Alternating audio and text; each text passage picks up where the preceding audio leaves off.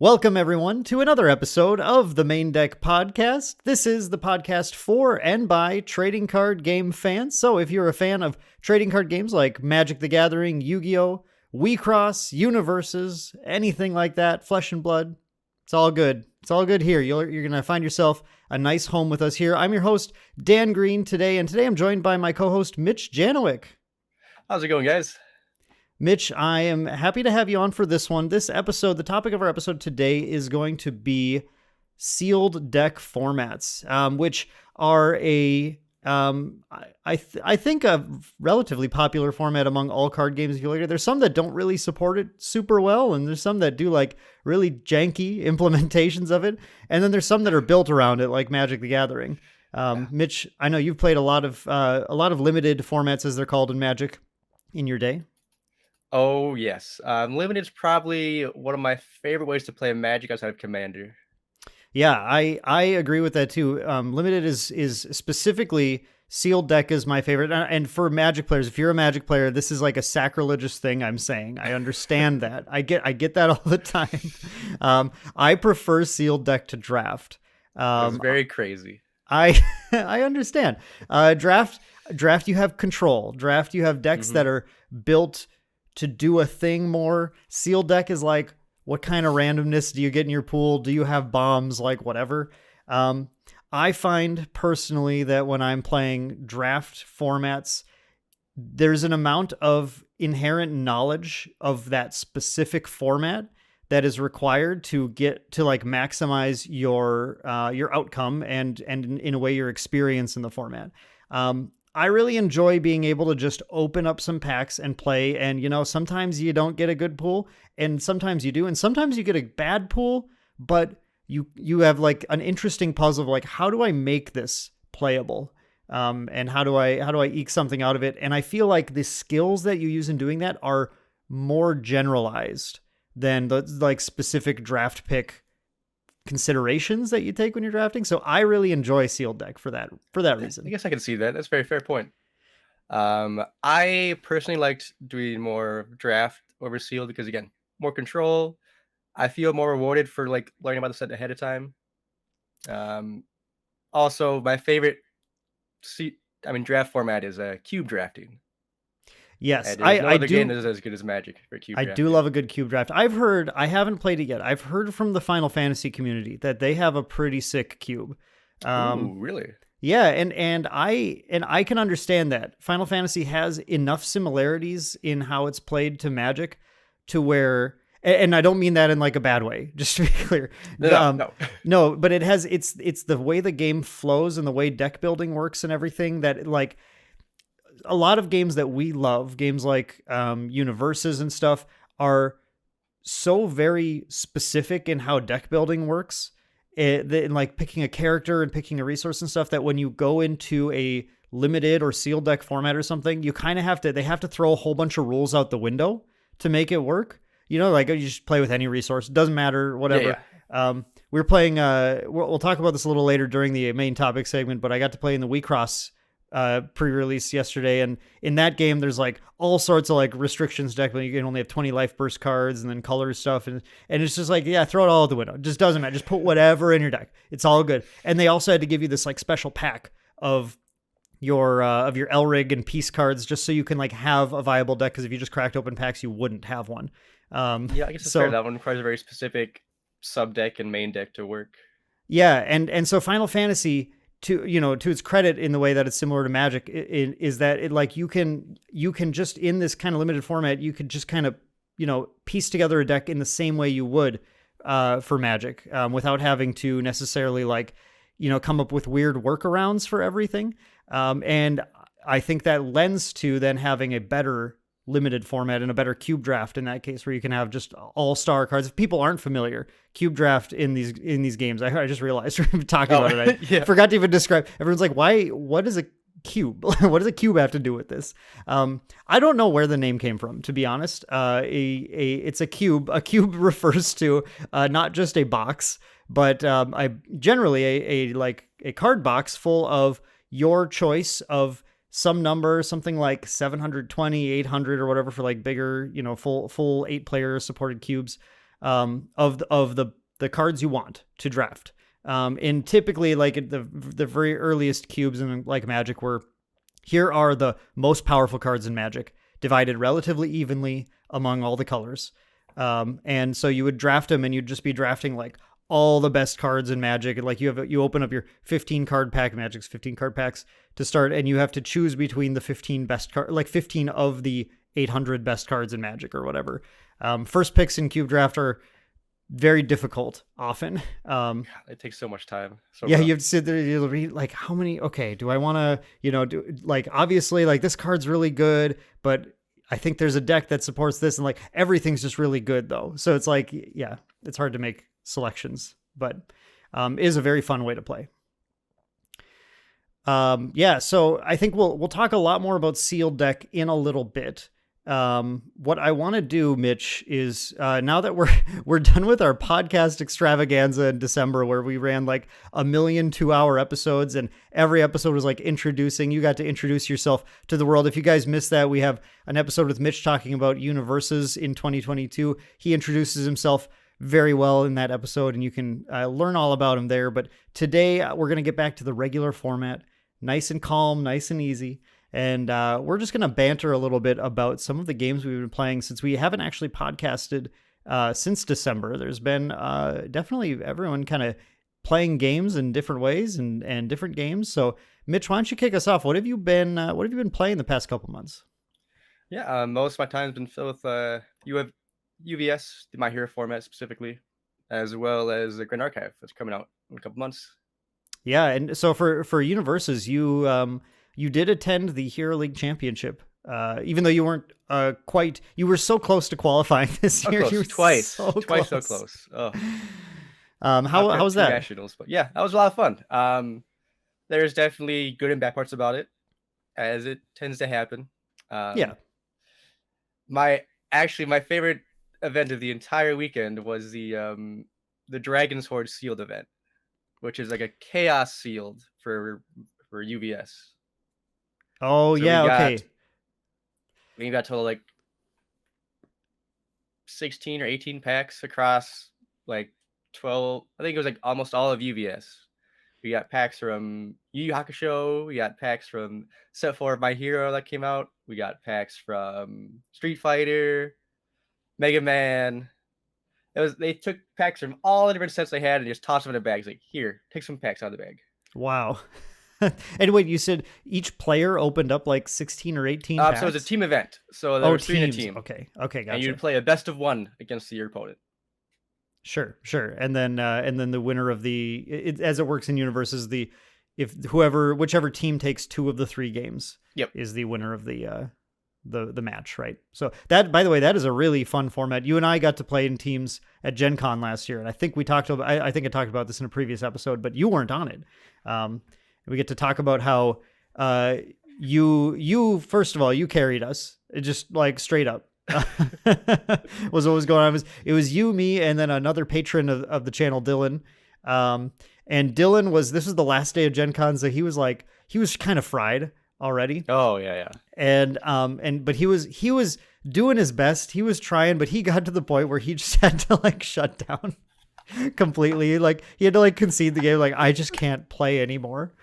And you were playing your Kirishima, and you were just holding down the fort. Oh, you had that awesome game against the fourth kind.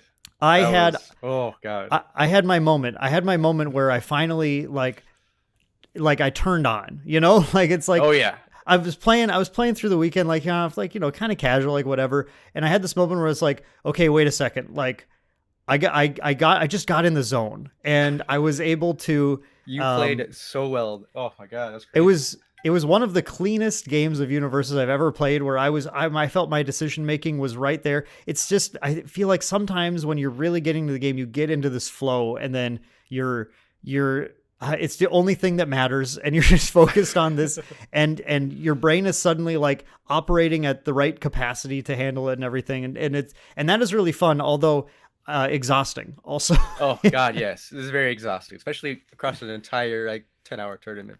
Yeah, which is why I'm insane. not the most competitive player. I just, you know, I like to enjoy TCGs. I have competed plenty in the past, and I don't feel the need to like stress about it as much. But sometimes I like those teams events because again, they're best of one, and they're they're, you know, just a few rounds, and you have the team supporting you, and it I don't know, it just feels a little more fun. It does, and you have like instead of like building your deck by yourself on the side, you have your teammates like, hey, this is probably better for your deck than my deck, and Yeah, team sealed is a lot of fun.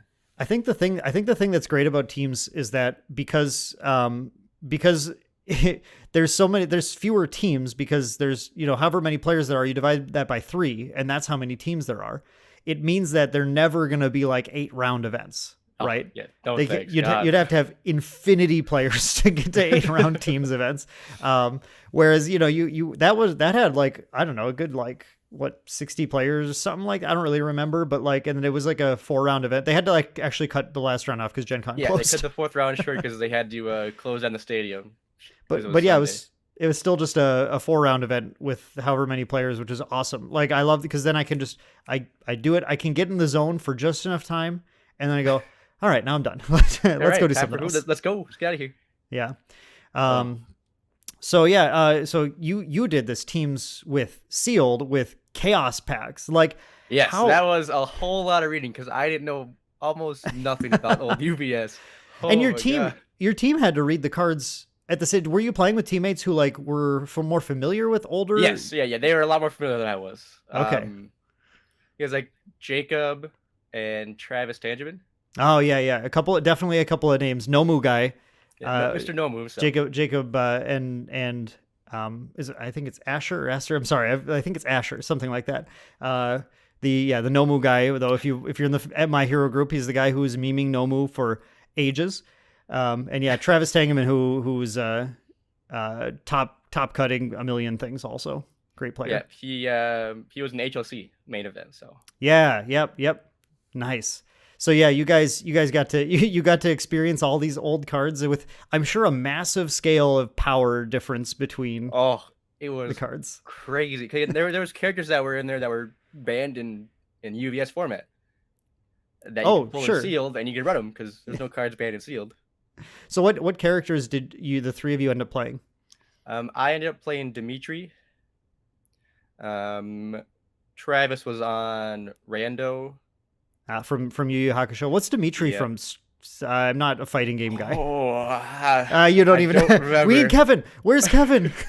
I'm pretty sure it's from Street Fighter, but all right, I'm sure I'm wrong. Nah, well, you know, it's canon now. He's in Street Fighter. Canon. I think the other one was Yoshimitsu.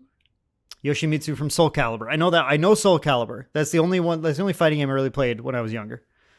I don't remember because I think there was a quick audible with the deck, so he might have changed character. But I think Yoshimitsu 7-hander aggro deck. I think Yoshimitsu was pretty good in Soul Calibur, if I recall. Like not the game, like the card game. Yeah. So it would make sense. Yeah, and then how'd you guys do? We went undefeated, but we had a draw. Okay. Well, yeah, that's great. And the draw was my fault because I forgot to count the cards in my deck, and I reviewed when I shouldn't have. So I couldn't play the last tech to kill them, because if I did, I would have decked out. And you, like, including cycling, and because in universes you normally don't deck out. Yep, I decked out. Oh, if I played another tech, I've decked out. Wow, you went through a lot of cards. Well, I played a control deck, so Dimitri plays a similar game to like Cover Girl, where I just slowly kill you and gain life, and it was a lot of fun. Like it was mono throw that deck. It was a blast. Nice. And then and how was, so one thing I wanted to talk about too was they introduced at the Hero League Championship this prize wall thing that they're carrying on to all their events. My Hero throughout the year. Tell us about their now I want to just mention Jasco is a company that we love. Jasco, they are always trying to they're always trying new things. They're always trying to put out ideas to support the players. The intention is always to support the players. And just like any company that tries new things all the time, sometimes they need to iterate on them a little bit to get them to the right spot. 3 steps forward, 2 steps back. Yeah, we talked about that in the podcast. That's they're always going forward. Sometimes they just aren't quite there on their first attempt with a new thing, and they got to try again. So how is the prize wall? Where's the prize wall at as far as that's concerned? The first version of the prize wall, I think, fell short of a lot of players' wants. Okay. The idea is great. You have chances to pick up like older exclusive promos that weren't around, and then you get the RLE1 promos, which were great. It's fantastic. Yeah, beautiful regional promos, and you got your points for the prize wall just for playing in events. Yeah, you got 30 points for signing up, and then 30 points for winning, and then 10 points for tying. Okay. For 30 points per game one. Yeah, per round one. Round so one. If you win a round, you get 30 points. If you tie, you get 10. You both get 10. I think I saw, so I was reading the announcement for the regional and stuff and other events this year, and I think they already had a change in how those numbers worked. Yes, they did change it. Ties get nothing now, I'm pretty sure. Okay. And I think that's right. And I think it was like 15 points or something per round played, and then more points for winning. Yeah, they adjusted what the points do and what they can buy. Yeah. It's like now you can buy the brand new promos with points, but they cost a lot more points, and we'll see what's on the prize wall to incentivize it. Right. But again, so it's just a way of supplement pricing. But again, I think it's going to be really hard for like their online regional. I'm not sure if they have a prize wall for that. Yeah, I don't know how that works online. Because I think the prize wall points, I'm not sure if they have them included with the main event or just the side events. And I don't think there's going to be side events for an online tournament. Yeah, there aren't usually, but I mean, it would be interesting if they could. I mean, it'd be kind of fun. It'd take a lot of staff. A little hard. Yeah.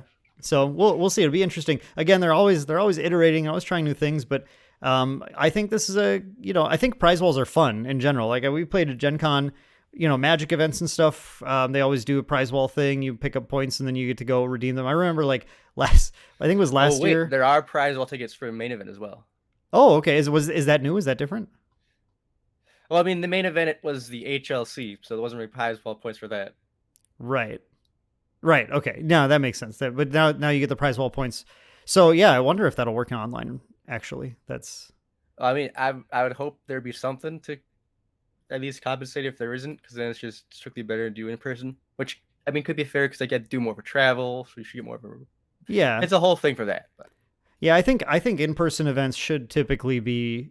I mean, I think in-person events should be like no stops. Everything should be awesome all the time. If you're gonna have players traveling out, spending money for hotel and airfare or car driving, you should reward them a little bit more. Because the last thing you want is players to do all that traveling, for any card game. The last thing you want is players to do all that traveling, all that taking time off work, whatever, coming in for this event and then leaving and feeling like that just wasn't worth it.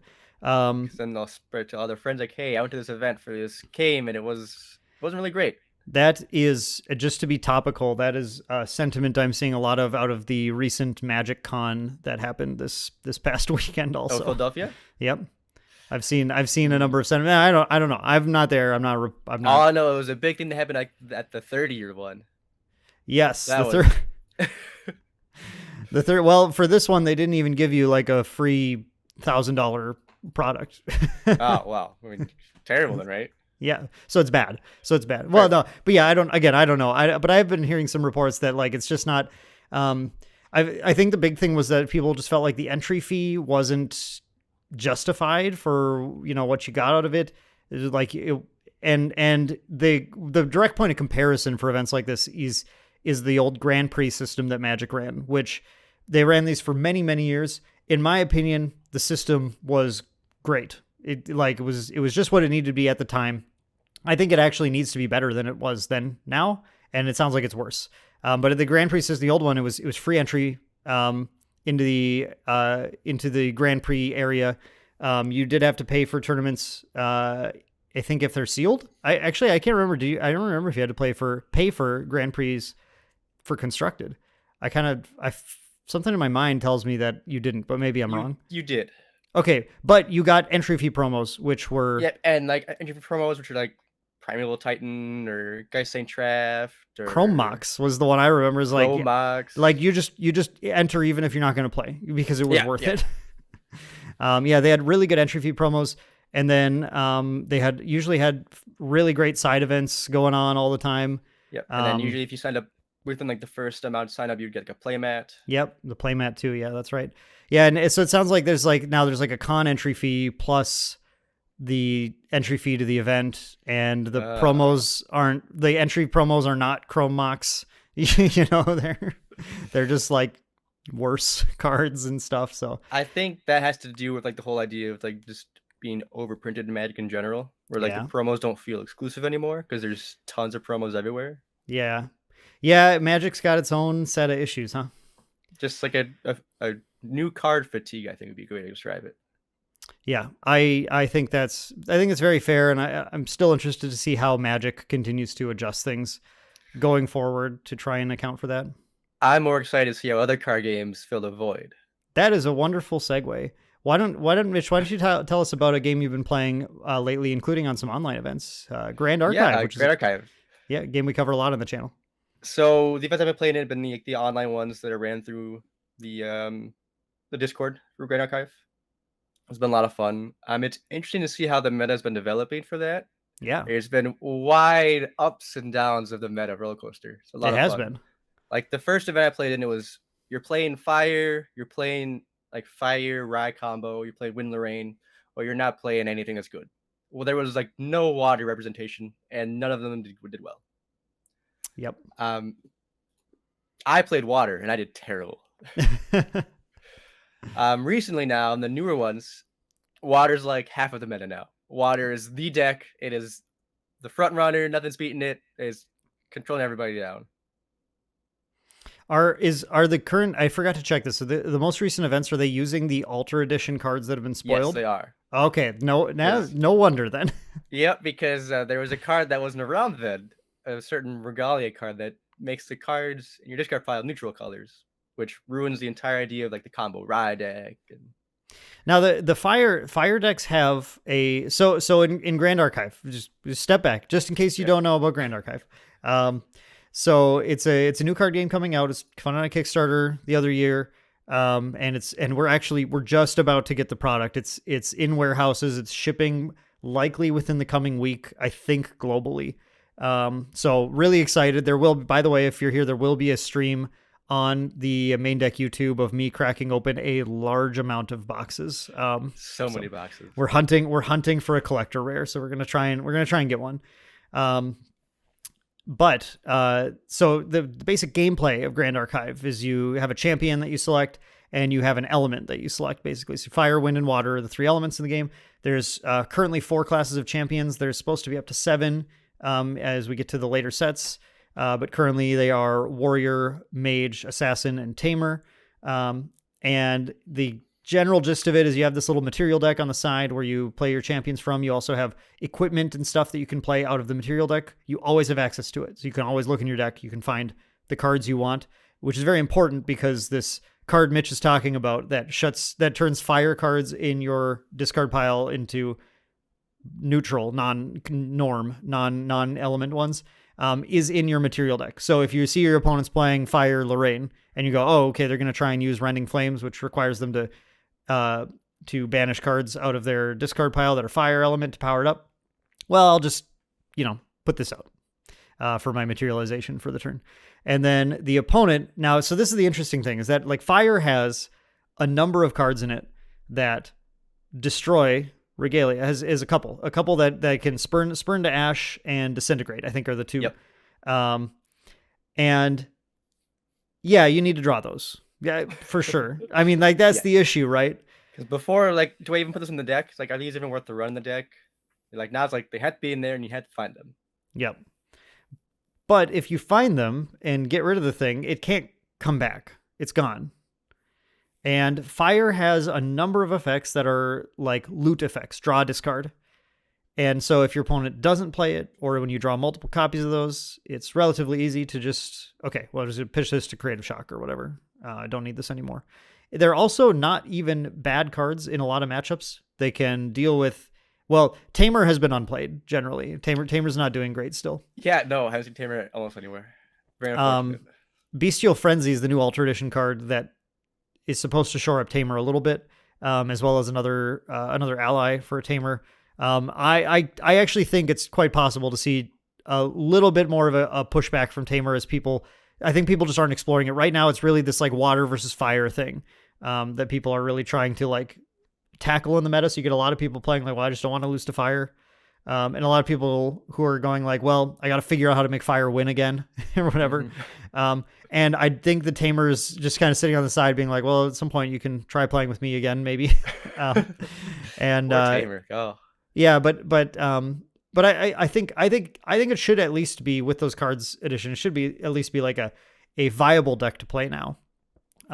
As I just don't think it's been quite experimented with enough. No, I mean, again, once the cards get in more people's hands, instead of people just want to play online play, there'd be a lot more people to test out the cards and find the cool decks that work. Definitely. But yeah, just to finish the point really quick is that even against those X things, Tamer, you can hit their like ears and stuff that give them the +1 level to hit their pride. Against Lorraine, you can use your Spurn Dash and Disintegrate to hit her swords and keep her off of like dealing extra damage to you, get rid of Clarent, whatever, all that kind of annoying stuff.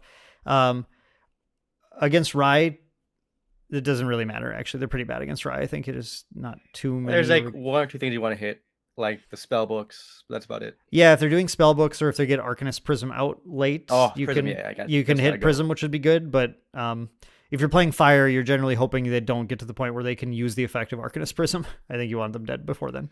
Usually you die before. I mean, you die when it comes out. Usually, so yeah. They're not even. So the point is, they're not even like bad cards to play. They're cards that are useful in other matchups, and you have ways to loot them. So I feel like just maybe people just need to get their numbers right on things to get back to being a little more consistent with the fire deck. But I think the impact is very good, and just like those massively fast aggro decks in any card game, massively fast aggro decks that just kill you before you get to do anything are problematic for the game. Oh yeah. And so it's good to have something that you can just put out and be like, no, you got to slow down. You got to slow down, buddy. Yeah. It's nice to see that decks have counters in the game. It's a good first step. I think like the last top cut was half of it was water. Yep. Well, I mean, I wonder if water was knee-jerked a little too much because I don't think it was even as bad as people thought it was right away. But I don't think it was. It was just, it required finesse, setup, work. It required more effort than the other two decks. Yep. But I think the payoff is really good when you get it, because it's a lot harder to lose the game when you have the right setup and you know what you're doing with the water deck than with. I think without that Regalia that they spoiled though, I don't think water had the time to survive against fire. Yeah, I think that's fair. I think that's totally fair. Like water was really like, other than just having that Regalia that just kind of straight up says you got to slow down fire. I think water didn't have the sort of like efficient early cards to keep your life total up or prevent damage in the right way. Because like cards like, it's got cards like Restorative Slash or whatever if you're playing with attacks. Which I think most of them will. I haven't looked at Water Rye lists really, but I'm sure Xander and Lorraine both would be playing with that for sure. Oh, for sure. But Restorative Slash is an expensive attack to use. What, 5 or 6? I think it's either 5 or 6. I can't remember off the top of my head now. It's expensive. It's really good. It does damage. It does damage and heals you 3, which is great. But like water didn't really have those like lower, maybe like more lower grade ones that do a little less damage, and still do a little healing and something just to like keep you flowing early in the game without dying, let you do a setup and play that attack and get a little health back. So you're like, okay, I got a blocker down and I got this thing. So now I'm preventing, enough damage. Cause just like spending your turn 2 or whatever, like restorative slashing and doing nothing but that and gaining 3 health, then the fire deck just goes, okay, well, I'm going to do like 16 to you next turn. Yeah, it was rough at the first. Yeah, so a little more prevention maybe is what it needed. But yeah, this works too. This should do the trick for now. It buys you at least one more turn. which usually is what So you needed. so how are you enjoying Grand Archive in general, in the like competitive sense? I'm liking it a lot so far. Um, I guess my biggest thing is just waiting for the actual physical cards so I can hold them, see how Yeah. it works out, and like seeing what the company does is like support organized play going forward after the first few events. They've got a pretty robust organized play plan lined up, with the app and elo ranking and event packs and then packs for ranking up. Like there's specific promos that are going to be sent out to players who have reached certain ranks in their ranking system, which is a I did not see that. That's pretty cool. Oh yeah, yeah. Oh, you didn't see it. Okay. Well, real quick. I did cover this in a video, but it was like a random like news update video a long time ago. So people don't necessarily have this. So Grand Archive's laid out. They have an app that's in development, which the people who work at Grand Archive are previous, who started Weaves the Shore are previous software devs. So a lot of this, either they're making it or they have a really good skill set to be able to guide something being made by another company to what they want. So I always say that because like we hear a lot of Kickstarter games are like, well, they're working on an app or whatever. Like it's vaporware sometimes. A lot of promises. Yeah. Yeah, but the company actually has what they need to get it there. So the Omnidex app will be out at some point. The Omnidex app tracks your player ranking. It has a lot like some of the like the Bandai ones we've seen. It has you like able to find local events and whatever and sign up through them and all that kind of stuff. The ranking that you're going to be getting and you're going to be able to access your Omnidex app to see is a ranking that is it's sort of a conglomeration of several different elements. One of which is a straight like ELO ranking. For people who are unfamiliar in chess or the old days of Magic, you get an ELO ranking. It starts at a value. It's like 1,400 or 1,000 or 1,200. I don't know. Someone's a chess player and like, you're an idiot, Dan. It's like this number. Like it's fine, whatever. It starts somewhere.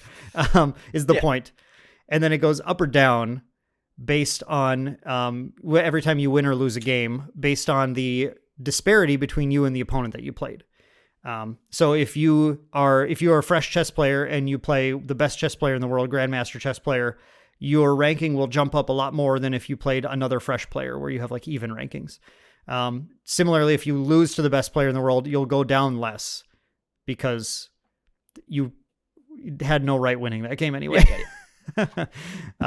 So right away, everyone's on even footing, but it quickly starts to like put everyone into a bracket and then adjust your movement a little bit based on that. So you have a ranking, and then that ELO ranking is its own thing, but then you also have a total like a player ranking, or a player, I don't know what to call it exactly. It's just like it's sort of like your experience value more or less, which is the addition of that ELO ranking with a bunch of points that you accrue called veterancy points, which you accrue this value every time you play in an event for the rest of your life.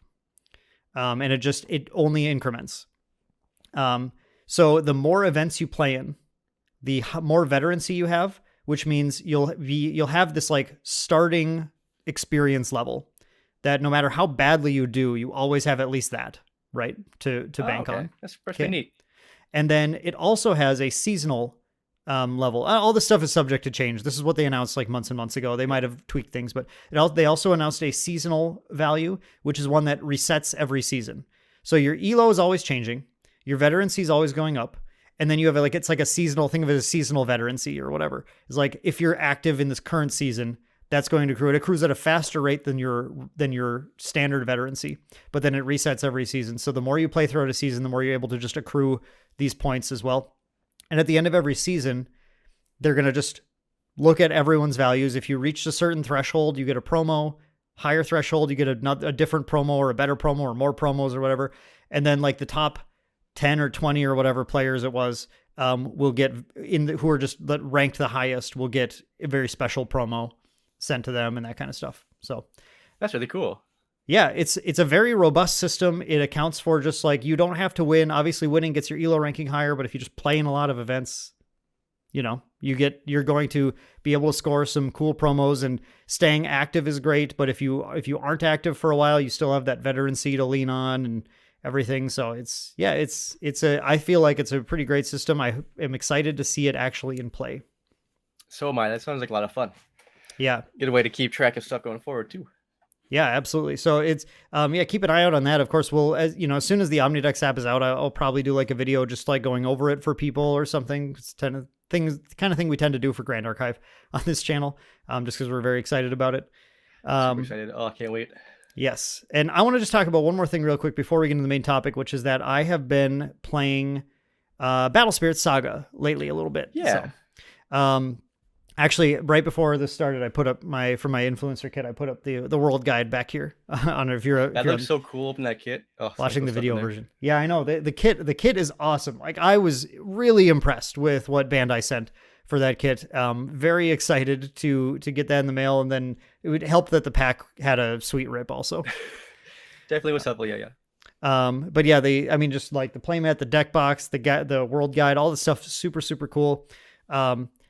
Battle Spirits Saga is, so I had an interesting conversation actually yesterday with a guy who is our local kind of Bandai guy, but hadn't played Battle Spirits before. I played the original, so I was familiar. And he said he sat down with a friend and they cracked up the demo decks and they played the game. And his response was, yeah, it was weird. Which is like first of all, not what I expect, because Battle Spirits is a fairly straightforward play dudes and attack kind of game. Just got its own unique resources, like a lot like Grand Archive kind of is. It's just got a unique resource system on it that plays differently. But it's like, I would expect you to say it was weird if you're talking about like the American Idol card game or something, right? But the Austin Powers card game. The Austin Powers card game. Yes, we got our box opening coming very soon. But I wouldn't expect that out of this. So I was like, okay, well, that's interesting. Why don't you tell me what you thought? So because I've been playing the starter decks. We just printed out the starter decks. I've been teaching people how to play. And here's the thing about Battle Spirits Saga, and this ties into exactly what he felt was weird about this game. Battle Spirits Saga is a game where if you want to, if you and your opponent both are, and just to be frank, just, low experience with the game, not very good players, you tend to play it in a certain way, which is, okay, my turn. I attack with everything. All right, your turn. You attack with everything. All right, my turn. I attack. I win. Right? That's how it works, because in Battle Spirits, it does not take long to lose the game.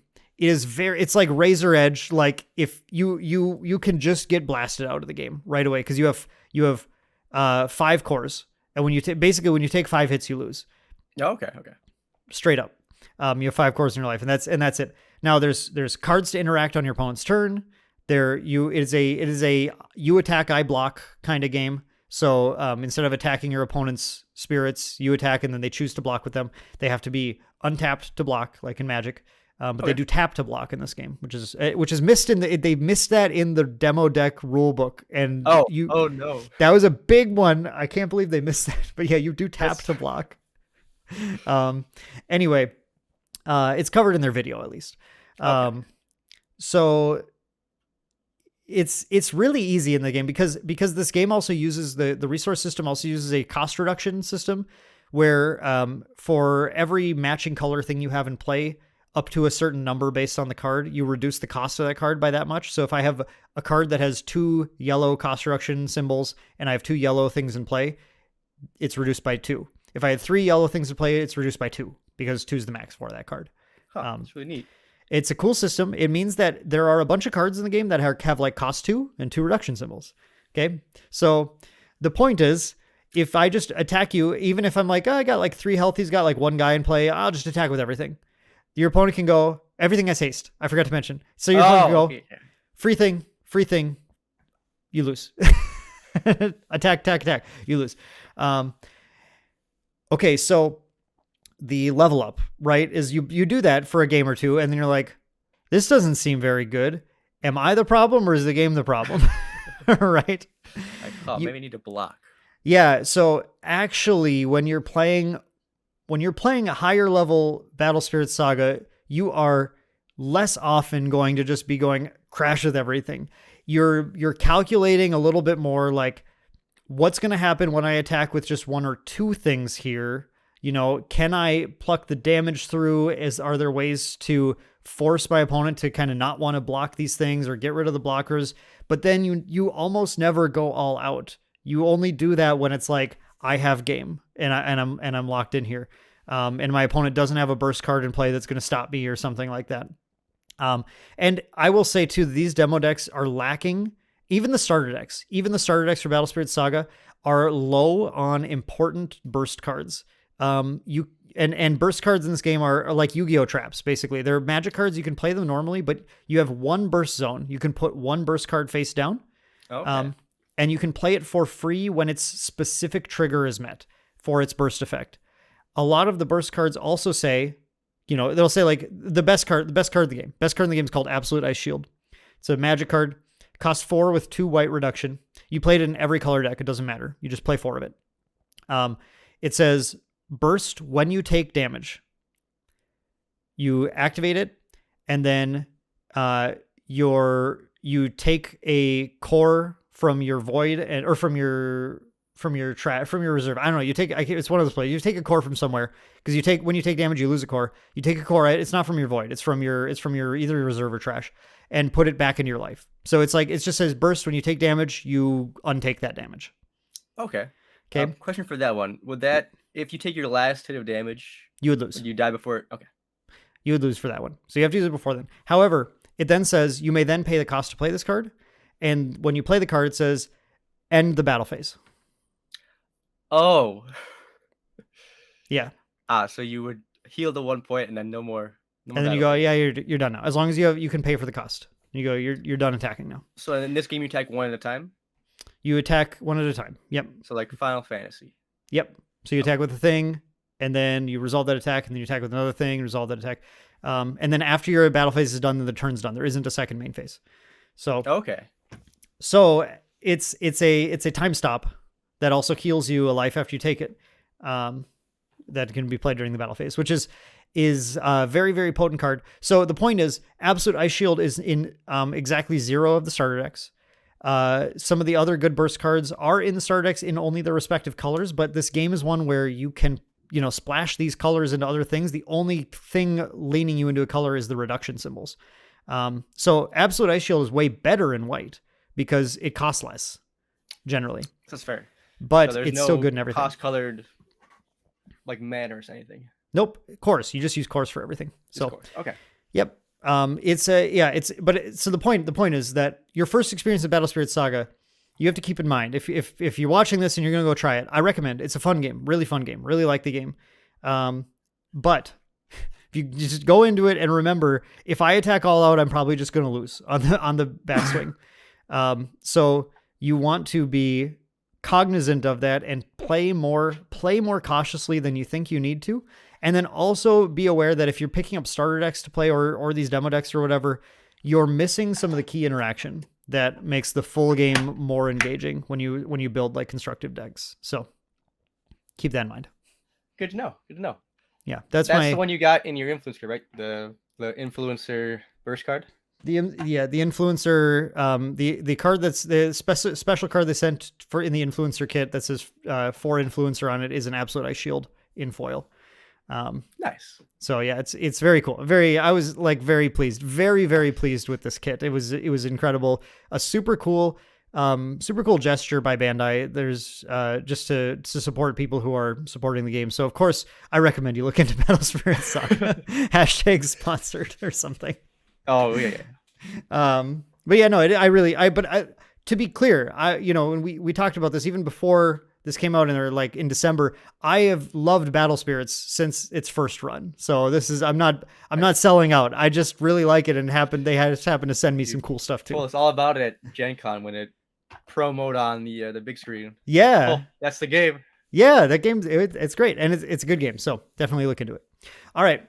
with that said, we have been bantering for a long time, so it's time to talk about the main topic of today, which is sealed deck / limited sealed deck formats. So we started to talk a little bit of this. I love sealed, so I just started talking about it right away. But you and I, Mitch, have played tons and tons of different games, sealed deck formats, limited formats, draft formats. And I just thought it would be interesting to go back and forth a little bit and talk about our experiences with those, because I personally think I think these limited formats are in general underrated in games, underrated experiences. I think there are benefits that people get out of them that they don't get from just their typical. Now, I know we all love TCGs because we love to be creative and we love to like come up with a cool deck idea and like see our deck work and all that stuff. Very fun. But I think there's something to be said about these limited formats where you're using cards that you don't get to use normally. And the format itself is just kind of weird and wonky and has a totally different set of like what's good and what's bad compared to constructed games. So, and you also get to play interesting formats sometimes, like you said, like your team's format where you cracked open the packs and then built decks out of those. Chaos Seal is lovely. Yeah. So I guess if you don't mind, Mitch, why don't you just kick this off by just talking about how do you feel about limited formats and what formats have you enjoyed in the past and what have you learned from them? Yeah. So I love limited formats, prefer draft over sealed, but again, sealed is great. Yeah, it's like the sealed formats can range for Magic wildly. So like you have a sealed format like Innistrad back in the day. It's very aggressive sealed format. People are playing low cost of creatures. There's a lot of them, a lot of removal, burn spells. Games go really fast. Then you go and change the entire set. You go to a sealed format of like Rise of Eldrazi. My favorite. That is a very long format, very Yes. slow, very grindy. Because again, there's not a lot of interaction in that format, and a lot of the things that'll kill you are high cost of creatures. So it takes a while to get to there, and there's no ways to really stop it. So the kind of game you have, a lot of it depends on like what kind of sealed format you're going to play. So the main idea of sealed is, again, you open what you get and you play what you get. You can't really go outside of the set for the sealed. So again, Eldrazi, you're going to have a lot of these big guys in your deck. You're going to play these like 8 colorless mana Pathways of Ulamog as your way to kill somebody. Because Ulamog's Crusher is the 8 mana one. Ulamog Crusher, sorry. It's okay. It's been a little while. No, it hasn't for me actually, because I have a cube for Rise of the Eldrazi. We played it. You do? Yeah. Ooh. Yeah. That's the one cube I own is a set cube. So again, we talked about this a little earlier. Cubes can be all sorts of things. The one I built was attempting to be able to play Rise of the Eldrazi limited for the rest of my life whenever I wanted. I'm serious when I say it's my favorite. I love that format so much that I went and I built that cube where it has 4 of every common in Rise of the Eldrazi, 3 of every uncommon, 2 of every rare, and 1 of every mythic. And when you make the packs, you construct them with the same ratios that you would in a normal pack. So 10 commons, 3 uncommons, and then 1 rare or mythic. The rares and mythics are just shuffled together. Okay, that's really cool. Also, it's all foil. I just have to say, of course. It took a while, and I very fortunately got a lot of the foil cards before the set got old enough where they just got like really expensive, which is your hardest awesome one to get? Oh man, I'm trying to remember. I think some of the last ones I got were Nirkana Revenant. That's a mythic in there. Yep, vampire. It became a very popular commander card pretty quickly, and so that one was kind of expensive when I picked it up. But it was before they reprinted it too. And Keening Stone was it's weird. It's a rare artifact that mills your opponent it's like pay X, tap, mill your opponent X or something. Commander or casual card. So it's any card that says mill on it. Yep. Premium pressure there. Yeah. So I actually got the Eldrazi very early on. I famously in our local circle actually did one of my greatest trades of all time for the foil Emrakul, which was I don't remember the number now. I wish I could. I traded something like 30 or 40 something foil slippery bogles for a foil Emrakul. First off, why did you have that many slippery bogle foils to begin with? Okay, this Second, was who wants 40 slippery bogle foils to try? those are both very valid questions. Oh God, what a night! I can only imagine. It was an incredible night. So to answer your questions, number one, this was Dan making a decision that in retrospect was very good, but at the time was not. Okay, which was, I thought Slippery Bogle had hilarious card art, and I thought it was a funny card. And this was probably a year or two at most after Eventide and Shadowmoor rotated out of Standard. Standard was what mattered then. Other formats didn't matter. Modern, I don't think even existed at this time. And I thought this card was hilarious, and I just went to every website and bought out the foils. And I bought them. I think I can still pull up the old emails from like your orders confirmed or whatever. I bought them for like 50 cents each at most. And then insane. Modern became a format, and then Bogle Auras was the big one for that. Mm-hmm. It became a deck, and the card shot up in value. To actually like a surprising amount of dollars for like a common or whatever. When I had this binder that I kept, it was a Hannah Montana 3-ring binder. That was just full of foil slippery bogles. I didn't think it started to get better, but it got so much better. Yep. And I just had it with me one day, and I think I just had it in my bag or whatever because it was fun to pull up and be like, hey, check this out, and show people that. And had this guy in town. This is when I was working at the shop. I had this guy who was in town for the night or whatever, just like playing games and playing Modern or something, and saw the binder, and he's like, are these for trade? And I was like, do you want to trade for like all of them? And he's like, yeah, sure. And I was like, what do you have? And he's like, I got foil Emrakul. And I'm like, I want that. So we just mathed out I don't remember the number now, but we mathed out a deal, and he just got like basically all the bogles. Oh, that's amazing. It sounds like what I think Cole did with like Goku's Kamehameha back in the day. Oh yeah. That's right. What did he trade him for? Or did he trade him at all? Oh, I think he still has them. Nice. Or he got rid of them, but he never traded them away. No one wanted that card. No, that card was never good. Yep. Yeah, so that was awesome. Anyway, the point is that's how I got like my foil Emrakul and stuff. Nice. That's a good trade story. Oh. Yeah, it was dope. Anyway, I have a Rise of the Eldrazi Cube. What's the point of that? We need to play that sometime. We will, definitely. Yeah, so Limited is a format, like you're saying, just to get back to the point. In Limited and sealed deck formats, you can experience just a different level of gameplay than you do in other in constructed formats. And I love that Rise one in particular because, like you mentioned, it's a slow format. They built that set from the ground up mechanically to work to be a slow and sort of grindy in some decks, and also just like splashy giant creatures in other decks, just depending on what you build. And it creates for me, in what I enjoy about that is it creates these games that are packed with decision points for how to deal with certain threats, deal with certain things. Boards can get very big, very messy. And there are card effects that are like 8 mana. The Invokers, there's a cycle of cards called the Invokers that all have 8 mana activation costs. And in most formats, those would be like, whatever. It's like, you're never going to use that. No, in this format, they are first pick cards. Those are your bombs.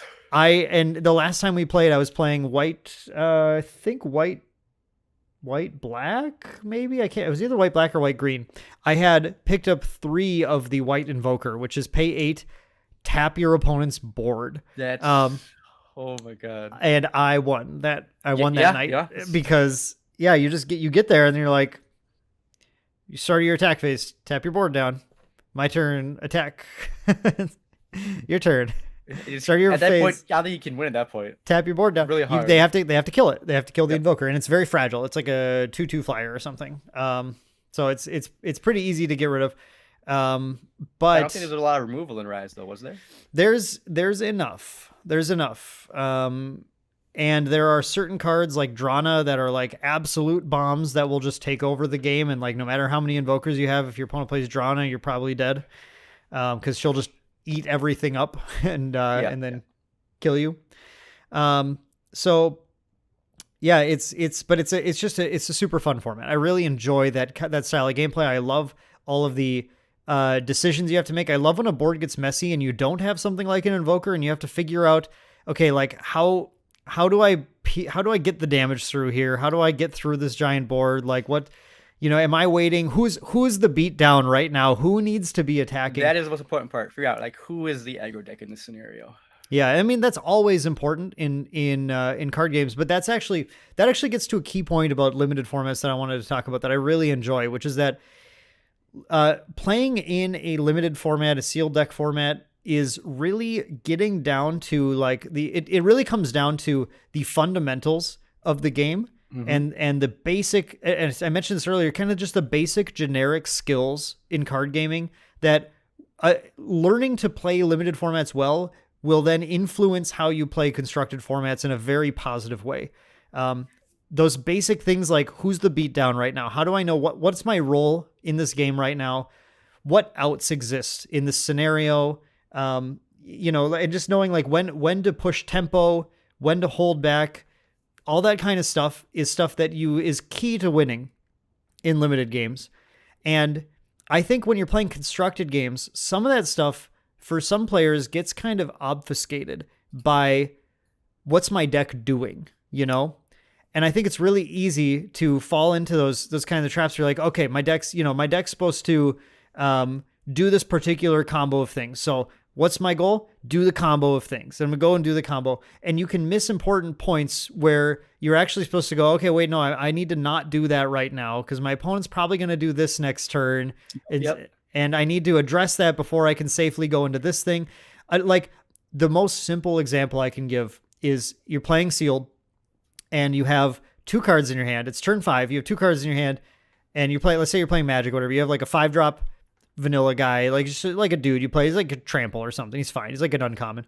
And then you have your 5-drop bomb. And you go, okay, I'm gonna play my best creature.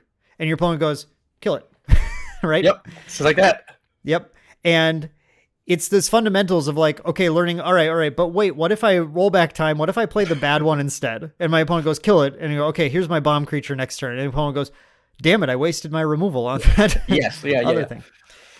It can be really critical just to learn those skill sets of things, and because in a constructed format, it's not as clear cut. What's the better card in any scenario like that? It can be, I think, harder to start to learn when you've screwed up and when you haven't in that way. Where in sealed, it would have become more obvious to when you went, oh, well, I guess I'll play this bad creature next turn. Your opponent's like, oh, I can't answer it. But it's not as good as the other one, so it doesn't matter or whatever. And yeah, I find that, I think that's why I really think a lot of players should be going out of their way sometimes to be playing sealed formats to improve yourself and just to have fun in that unique format. Sealed format, like, I'm going on My Hero now. The My Hero sealed format is a lot of fun. A lot of things happen in that format that you can't do anywhere else because in the My Hero sealed format, something doesn't matter. So you can play your deck with any kind of card you want. You don't care about what symbol I'm matching or anything. You just get to do fun, cool things you can't do in the regular game. Yeah, and I think in My Hero in particular, there's an interesting, because of that rules, we were talking about this earlier again, but like there's some games where they have to throw some rules out the window to make them work. And My Hero is one where they, instead of having to match everything to a single resource, they say just play whatever you want. And because of that, there are really weird combos of cards that you would never get to see outside of this. Using one card which has 3 completely different symbols than the character you're using, and with that character, it's going to do something kind of crazy. I don't, off the top of my head, I don't have a good example, but like it's like you're playing a red card in your blue Magic deck, and is very different than that. Actually, that's a bad example because a game like My Hero or Universes is all about how you're interacting with your abilities on board and on your character with the card you're playing. And you can set up some pretty wild scenarios when you're doing that. I think that the other week, Mitch, you and I both attended a local where we played set 3 sealed for Universe for My Hero. Yep. And I thought that was, I had a couple of takeaways from that format. Yeah. One takeaway was that these characters are not very balanced. No, all characters are not made the same in set 3 sealed. Yes. There are some that are, and like, to be fair, set 3 was made definitely as like a constructed, it was a set to sort of shore up kits for certain characters and add some, a lot of back page cards in that set. Back page is what they call them. And yeah, they call them universes. I think that's a fighting game term. I think having back page of like your moves, the combos to perform moves and stuff. I think that's where that comes from. Like, really? Huh. I think so. It's something like that. Again, Kevin needs to be here. There's no Kevin to tell me what that's from, but I think it's something like that. So it came with like just new cards, that, some cards that don't fit for a particular character at all. They're kind of like blends of different characters. And they have some cards that for like characters like Midnight that were introduced as promo characters, that now she had a bunch of cards that actually like were made kind of to work with her, like some of the other ones, which now she's, she just won the Hero League Championship. Now she's the best in the game, right? Yeah, really good. She's the champ. She's the champ. But what I did enjoy about that experience, other than the fact that everyone was playing either Toru, Eraserhead, there's one Endeavor, which is really good. Endeavor is so good. Oh, that was insane. And the guy, what's the guy with Ojiro? Yep, that's the one. So those are the 4 characters you play. If you play as something else, you're probably not playing the right thing unless your pool is really specific. Or you're unlucky. Yep, that was the other thing, is that you didn't get given a character. You got given a random character, not specific. So my random character was good old Shoji. Yeah, who you almost played. Almost. But pool wasn't, I think, quite right for it.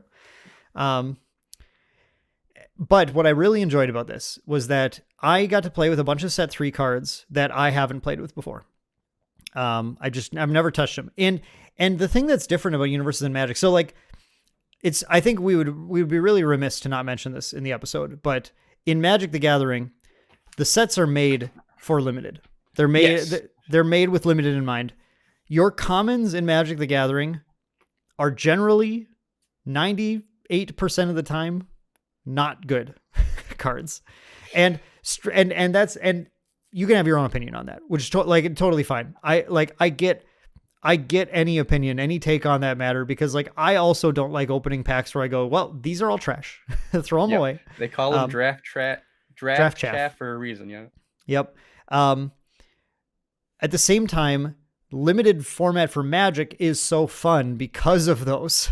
It works so well because of those that like I don't hate it. Right? It's like it is kind of what it is for that. I also feel the exact same way, but for the opposite reasons about how they do it in My Hero, which is that there's like no draft chaff. Every card is meant to be is not meant to be played in draft. It's meant to be a played card in a deck. Whether or not it's good is still in the air, right? Yeah. But that means that when I sit down to play this limited format, everything is a potentially playable card. However, they all just get very specific in their effects, right? Where it's like, well, I'm going to play this because this number and this number on it are good, but the effects don't matter for me at all. They literally can't interact. This one doesn't even work with, it only works with this one character that I'm not playing. Like student of the art. Yep, exactly. And despite that though, what I found was, as I was playing some of these cards that I would, I wouldn't normally play this card outside of like this specific character. I played it in my deck and I'm like, actually, I found this card very interesting to play. One was like Window Shopping, is a card where you flip it and then just flip the top card of your deck, and it's like you can play that as your next form. I don't think that's a card I would typically put in a deck. No. This is a very specific condition where I can control. I can see it in like certain 5-handers as a way to like get an extra card. Yep. but it was interesting just to get to play with it and go, okay, like I can see like where this becomes a useful effect. I can see, I can see some of these, or like very specific, counter abilities that discard cards from card pools, stuff like that. Just like things where these scenarios kept coming up in the draft where it's like, oh, actually, this is really useful in this very specific scenario. and it was really fun just to get to experience those and go like, okay, now like I feel like I have a better breadth of understanding of when some of these cards are more useful. So now when I'm like constructing a deck and I'm thinking, okay, how do I counter this specific thing? I now have a better understanding whether or not the card is like base level, like good or not at dealing with a scenario like that. And I really appreciate coming out of that with that. Yeah, so again, one of the biggest things about sealed is like getting to play with cards. You only look at like this card, which is like, hey, this card is just filler, just bad, just not generally good in constructed. If you get playing sealed, you're like, oh wait, actually in this spot, this card is actually probably the best option. So maybe I'll think about putting in like a sideboard now, like in case that scenario comes up again.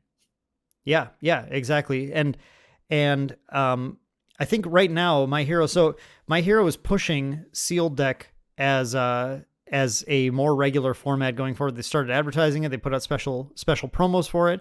And as we're recording this upcoming weekend should be the pre-release for set 4 as well. Yes.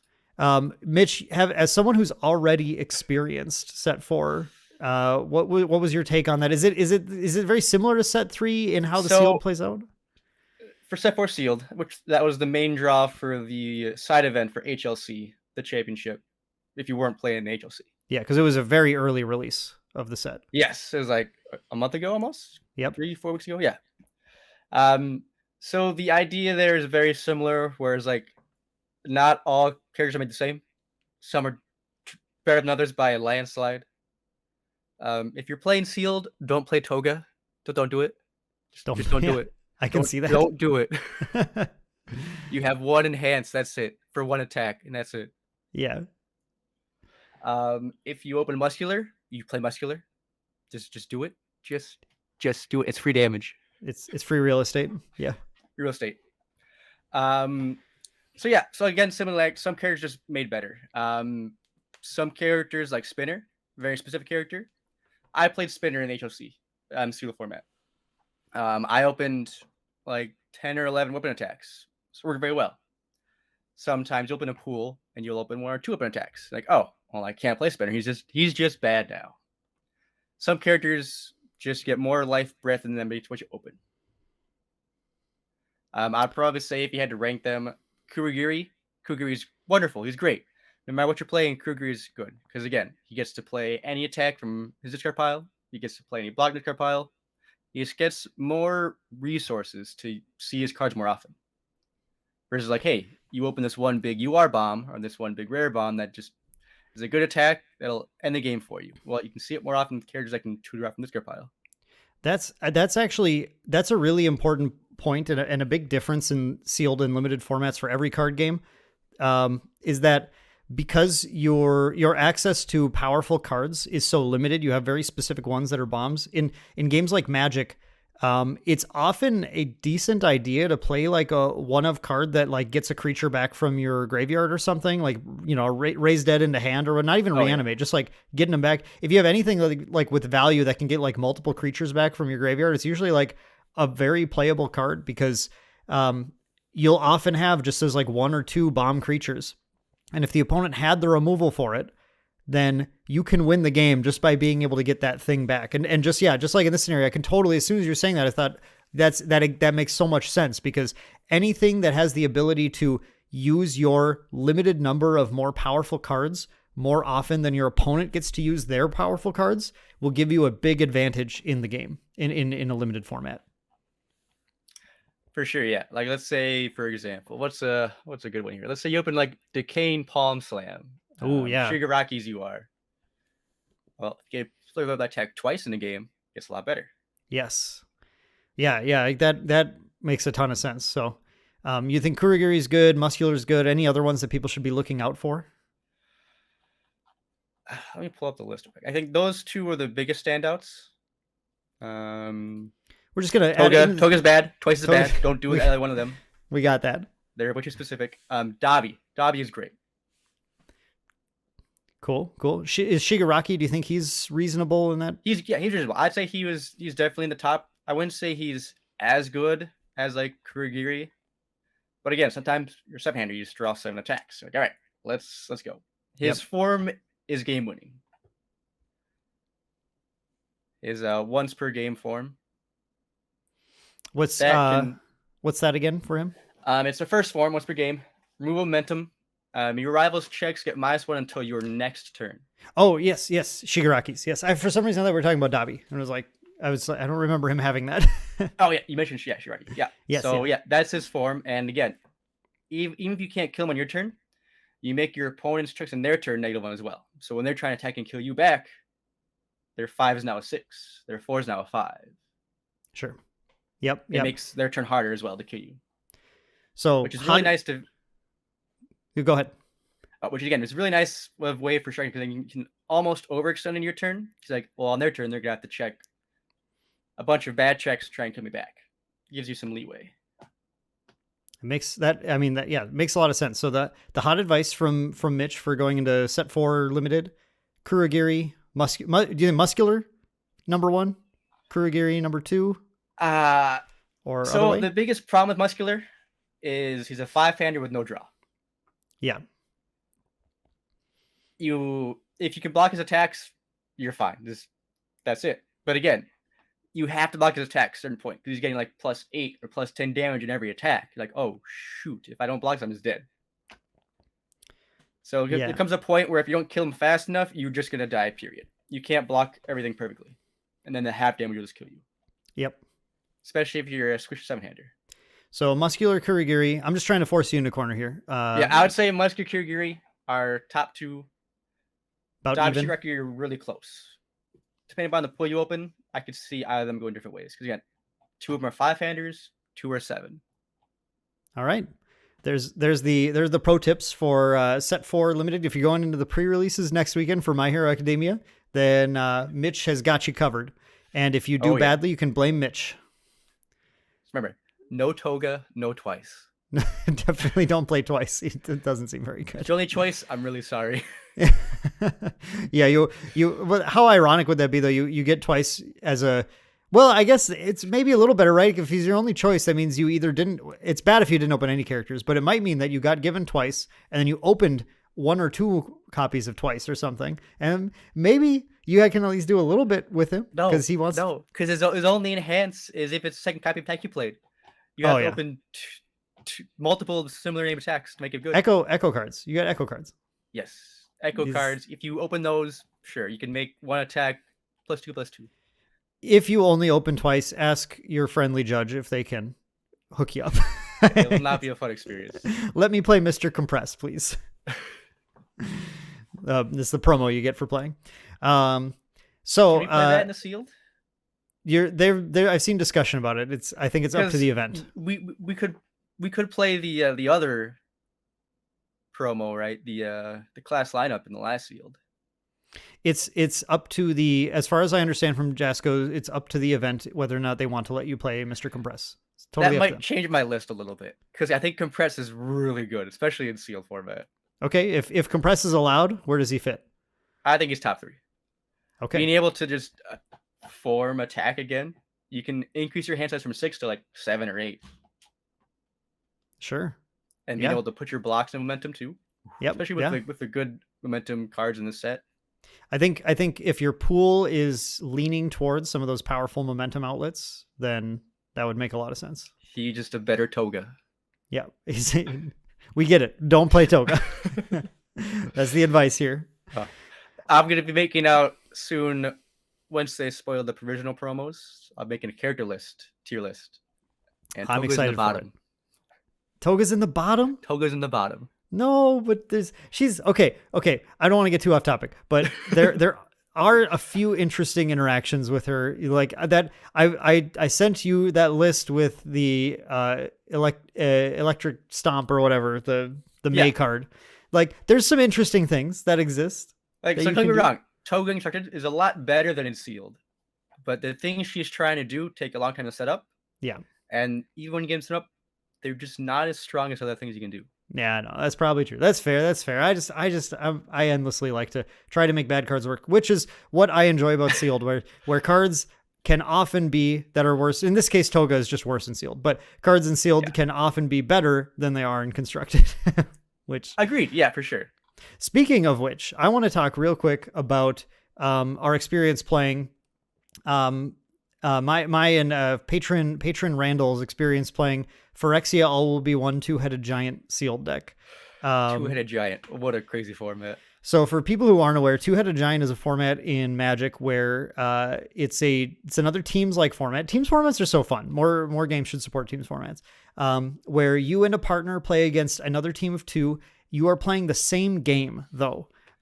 You are two heads of the same player, effectively. There are 4 players in the game. There are 2 teams, and then there is 1 you.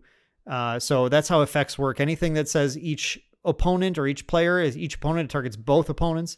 Each player targets all 4 players. And if it's you, it's only you. You have a shared life total of 30. In Phyrexia, importantly, you have a shared poison pool of 15 to lose the game instead of 10, which it's better than 10. It's better than 10, but I will go ahead and spoil the lead a little bit here, which is that it's still not enough. So the and however, the thing that you can't do, you attack together, you block together. Like if you attack the opponent's team, either player can block that creature. If you block, again, you block any attacking creature. But you can't use you can't use your teammates' mana for anything. You have to cast your own spells. That's everything you really need to know about playing that format.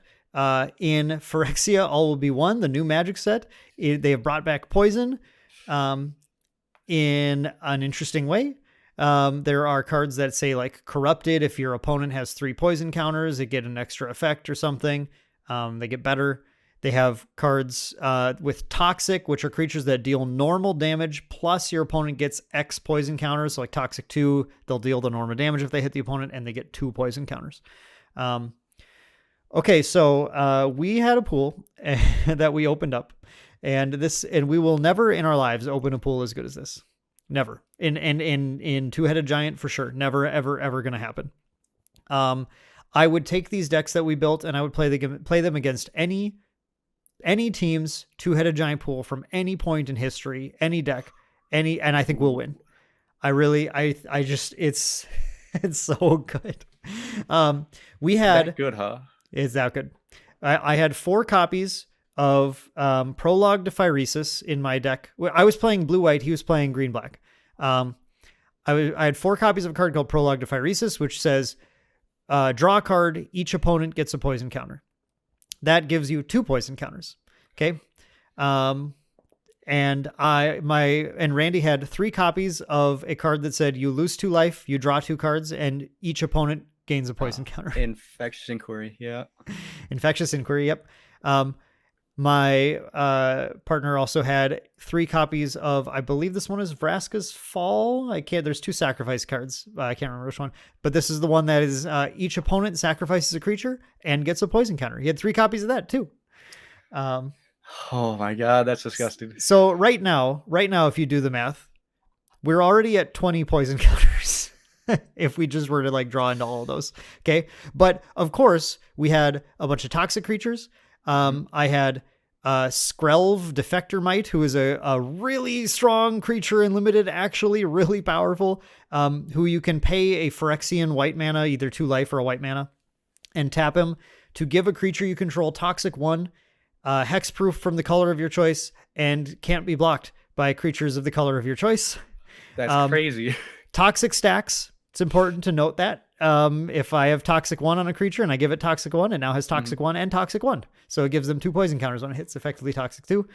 And then we had a bunch of Proliferate. I had the not Elspeth. I had the Wanderer, Eternal Wanderer, Planeswalker, who can either wipe the board except for some specific creatures, which works really well with Skrelv, by the way, because then it limits the amount of colored creatures they can have in play. You just select 1 creature for each player and they keep those and sacrifice everything else. She also has a plus ability that blinks a creature until end of turn. So it works to blink my creature that said comes into play proliferate to give them a poison counter, or to get rid of a blocker to turn on Skrelv or get our toxic blocks, get our blocks for our toxic creatures in play. Basically, all we did was we first few turns we played toxic creatures. We would usually get 1 or 2 poison counters off there. Didn't really matter. The opponent spent their whole game just kind of like, oh, how do we, gotta deal with the toxic creatures, or they're like, I'll start, aggro attacking you, whatever. Like, we win any race. Doesn't matter. They attack, we go, take it. Just less blockers. Sounds good. Fair. All right. Didn't matter. We had, we would just make them sack their creatures, give them poison counters. By the time they would get to 3 poison counters within a 2 turns generally or something, because it takes one of those prologue aphoresis or whatever to give them 2 poison counters. The corrupted thing, if they have 3 poison counters, it turns on. It counts for their total, not just an individual player or whatever. So they had 3 poison counters. As soon as they had 3 poison counters, I had 2 copies of the uncommon in my deck that is 3 mana, draw 2 cards, or it's 1 mana, draw 2 cards if they're corrupted. So, oh my God. You just understand these decks. He was drawing cards. I was drawing cards. All these cards we drew were like very quickly, like 2 poison counters, whatever. We would end the game. We took very little damage from the opponent. We did a bunch of self-inflicted damage just drawing cards or whatever, or paying life for Skrelv or whatever. And we would end the game by getting the 15 poison counters. And generally we still had somewhere between 5 to 10 potential poison in our hand, between our 2 hands. Oh my God. It was like, you just couldn't beat us. It was absurd. It was one of the few times where we got to round 4 and they were like, hey, do you guys want to draw and get packs? We were like, nope, we're playing. I'm sorry. We're playing this one. Yeah. Sometimes in sealed, you open the good stuff. We opened the good stuff. So that is definitely a thing about sealed that happens, right? But that's what I enjoy about sealed in any format, which is that you get what you open and you got to work with it. Yep. And sometimes you get the nuts and you get these stories like this and it's like, wow, I'm never going to have one that good. We've had other sealed pools where we've sat there and it's like, I don't know how to get a deck out of this. I'm not sure. And there are plenty of times. Yep. And it happens. But the thing that I found really, really motivating and interesting about those is that I feel like I've had experiences where I've thought my pool was really bad, but after really working on it and like trying to come up with like, I've found that like you have to make these what feel like big brain decisions to go like, you know what? Actually, even though I have 2 bombs in this color, I can't play it. I'm not. Yeah. I have to play a different color, and then you get rewarded when you end up. The thing is, you feel more rewarded even just going like a medium score. Like I went 2-2 with that pool, and that was pretty impressive. Yep. And I'm personally just rewarded by that kind of experience quite a bit. I really enjoy that. And I wanted to throw one other story into the ring here about a sealed that I really enjoyed that was just from yesterday. So yesterday we played the pre-release for the new We Cross set, which has a name. I think it's Welcome Back Diva Lost Storage or something. Something like that. I'm not 100% sure. It's got a name. It's got a name. Yeah, We Cross sets are wild. Pretty crazy. But we had 8 players for this, which was actually awesome for us. That's it was pretty good, yeah. We had 8 kits, so we sold out of the pre-release. And the thing that I thought was really fun about this one was that I think pre-releases, because of how casual they are, and they're usually these limited formats, you don't have to have a deck. They are great experiences for people who haven't played a game very much or at all even before. To come in, we had a couple players who came in and sat down. Again, shouting out Dylan from our patron and Evan, who's also a patron, who both came in to play. And Dylan had seen the game at Gen Con, I think a little bit. I think maybe we played with him one time. Yeah. And then Evan had never seen the game before. And they came in, we kind of went through the rules, basically taught them. They played their first games and got corrected on a few things, whatever. It's all good. Like it's casual. It's fun. Like who cares? And by the end of the event, Dylan came to me and the discussion was, this game has no right being this good. That's what we all thought at Gen Con. Yep. And but the thing that I loved about that was that I don't think under any other circumstance he was going to experience that part of the game. But he sat down in pre-release because he didn't have to have a deck. He just came to hang out with people, have fun or whatever, paid, $30 to get a bunch of product and promo and stuff. And then he went and he sat down and he played through the rounds.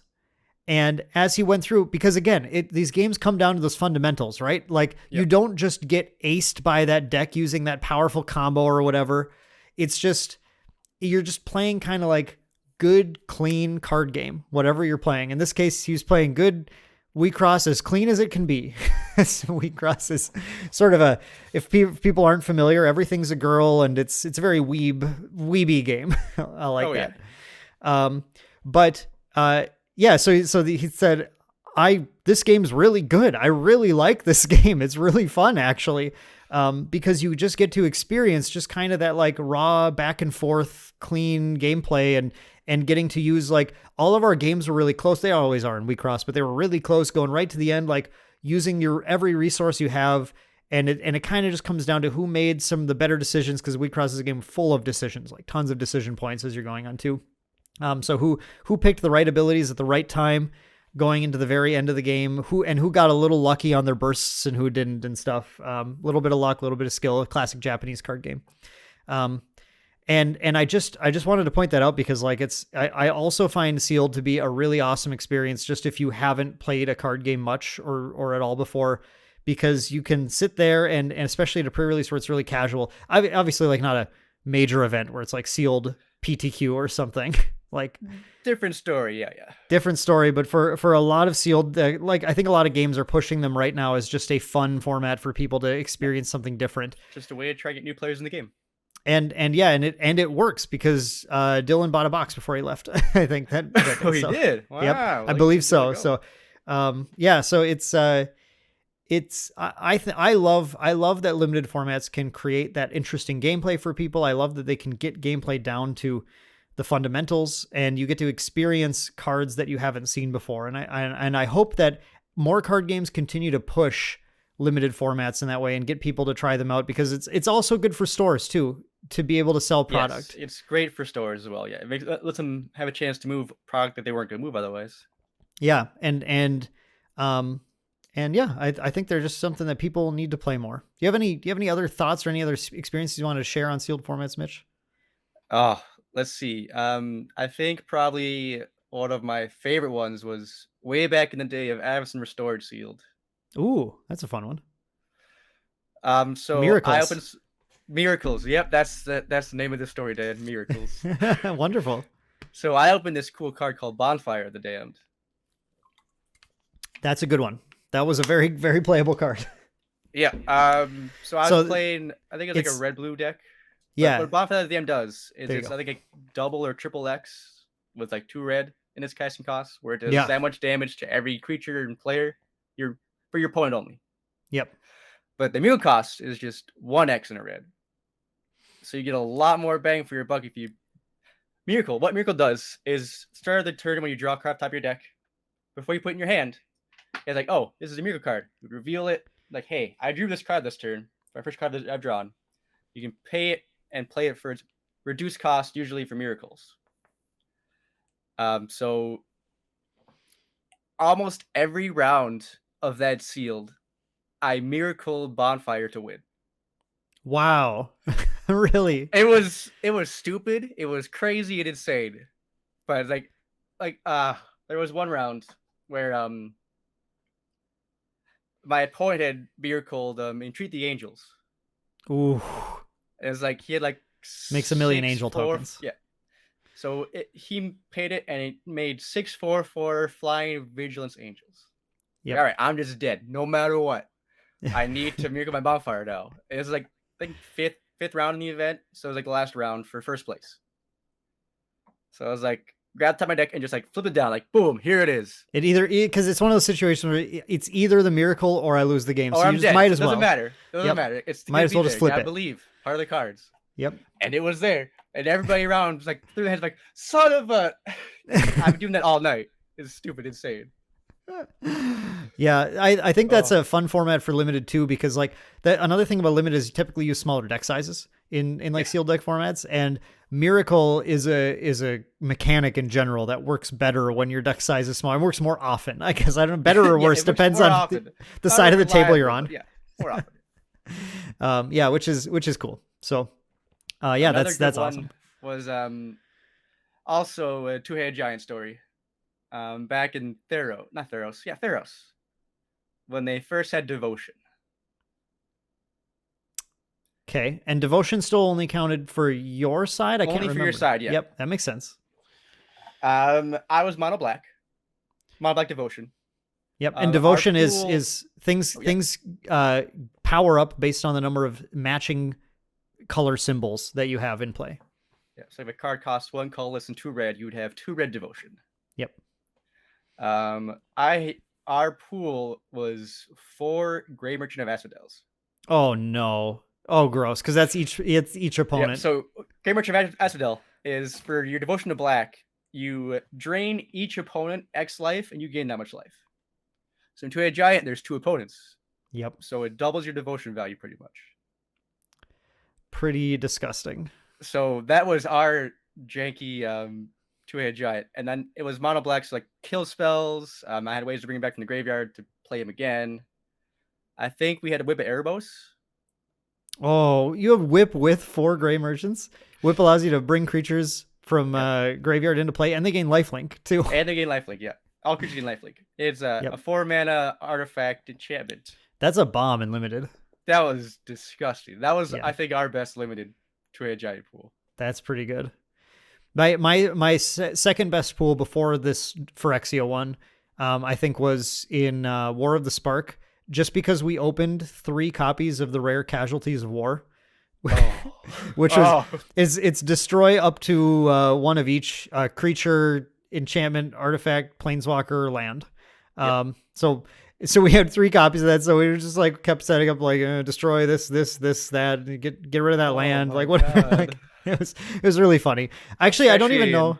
I think we got kind of dunked on by a few like other sick decks, but the pool was hilarious. Especially like for 3 of your rares to be the same. That's crazy. Oh. Yes, I think 1 was a pre-release foil, and then the other 2 were just opened. So. Yeah. Okay. Well, lots of fun stories playing limited too. It's a great time. I think something that more people should try. If you are a Universus player, definitely try getting in on this pre-release coming up, or ask your local shop to run a sealed deck. You know, your shop's not going to turn you down because they sell product. It's great. It's good for your shop. And they get cool promos and everything too for doing it. So, definitely think people should try that out. Just don't be afraid. You know, there's a ton of games we haven't covered that also can do limited formats. But I think you shouldn't fear them. You should jump in and play and have fun, because they are certainly a good way not only just to enjoy playing games differently, but to shore up your skill set and have some fun stories like Mitch's Bonfire of the Dam story. And again, favorite part of card games, opening packs. You get to open packs. Yeah, I'm just glossing over that, but you get to open packs, and that's what we all like to. That's why we're here. That's why we're here today. That's why we're here. We want to open packs. Like, we want to open packs, get this new card feel. Oh, it's lovely. Well, Mitch, speaking of that, like I said, we're going to be opening a ton of packs coming up in the coming weeks. We on the channel here, make sure you're subbed, because we have we have some very exciting. We have a My Hero box opening coming, and then we have a crazy amount of Grand Archive product coming, and we have a very exciting Austin Powers CCG. Oh, I'm excited for that. Box that's opening gonna be a highlight coming. of my week. Yeah, after our poll, that's what won. So we're gonna be cracking into it, and then when I ordered it, this is a little teaser for the podcast listeners. I also ordered because it was pretty cheap, so I went ahead and got another thing too, just for fun. I'll do this at some point. I opened a Dragon Ball GT. I ordered a Dragon Ball GT baby starter deck. Those can have ultra rares in them. I've opened them before and I've gotten them. Okay. And so I thought at some point I would just put a little video together. I'm not sure if it's going to be on the main channel or be a Patreon exclusive or something, just for fun. But there's we're going to crack open that starter too, and just kind of talk about Dragon Ball GT, I think, and the experience that I had playing that back in the day, and see if we get an ultra rare. That'd be really fun. So Mitch, with that said, thank you so much for being my co-host today. It was a lot of fun to talk about limited formats with you. Yeah, of course. Thanks for having me on. A lot of fun to live in the past. Yes. We will certainly be back again now that we're back on schedule. We're not worn out from December anymore. We're raring to go, ready to make more podcasts. So we'll be back again next month with another podcast for you guys, and we will have a Patreon exclusive podcast coming very soon as well. So make sure you check out the Patreon for that. We'll be announcing it when it comes out so everyone can check it out and see if you're interested. There'll be a little teaser of it and everything. You'll get to check out on Patreon to decide if you want to become a patron. But with that said, that's going to do it for today's episode of the Maindeck podcast. So thank you all for listening so much. You've been a wonderful audience as always. I didn't hear a peep from you. The perfect audience, right? The perfect audience. But I hope you guys did enjoy listening today, and we'll catch you in the very next episode of the Maindeck podcast. See you later, guys. Thanks for watching another Maindeck video. Maindeck is sponsored by J-Dub Sports Cards and Gaming. Visit jwwcards.com and by our amazing patrons. Get exclusive content and other cool perks on the Maindeck Patreon. And hey, while you're here, I bet you'd like one of these videos. Go ahead, click one. I know you're gonna love it.